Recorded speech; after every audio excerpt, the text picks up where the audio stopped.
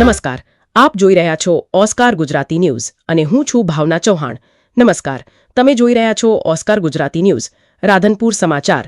રાધનપુર નગરપાલિકામાં એક નવી રાજકીય અને વહીવટી વિવાદાસ્પદ ઘટના સામે આવી છે। કોંગ્રેસના ચૂંટાયેલા મહિલા સભ્ય સાથે થયેલા કથિત અપમાનજનક વર્તનને લઈને હવે રાજકારણ ગરમાયું છે। પાટણ જિલ્લા કોંગ્રેસ સમિતિએ જિલ્લા કલેક્ટરને લેખિત રજૂઆત કરીને ચીફ ઓફિસર અને સત્તાધારી પક્ષના કાર્યકર સામે કડક કાર્યવાહી કરવાની માંગ ઉઠાવી છે।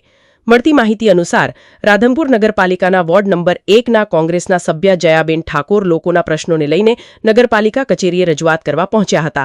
આ દરમિયાન નગરપાલિકાના ચીફ ઓફિસર પ્રજ્ઞાબેન કોડિયાતર દ્વારા કેમેરા બંધ રાખવાની સૂચના આપવામાં આવી હોવાનું અને ત્યારબાદ સભ્યોને ઓફિસમાંથી બહાર જવા કહેવામાં આવ્યું હોવાનો કોંગ્રેસ પક્ષનો આક્ષેપ છે। કોંગ્રેસના જણાવ્યા મુજબ ઘટના દરમિયાન સત્તાધારી પક્ષના એક કાર્યકર દ્વારા પણ ચૂંટાયેલા સભ્ય સાથે અયોગ્ય વર્તન કરવામાં આવ્યું હતું।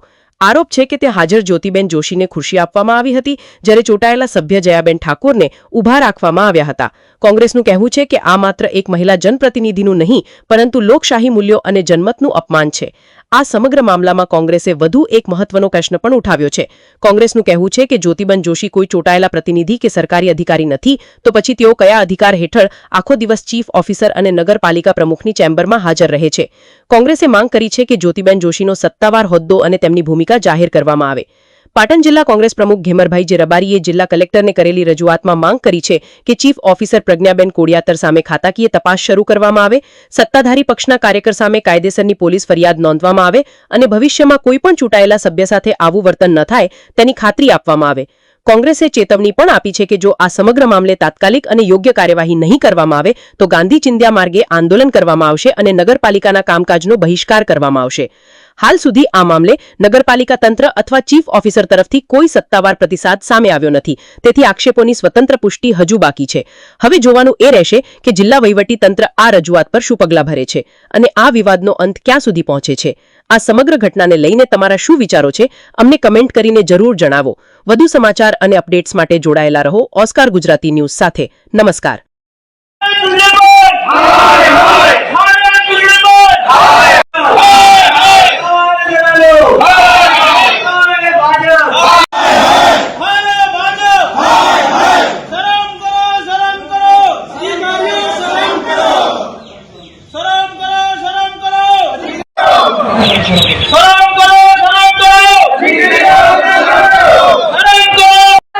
નીકળવામાં આવી છે।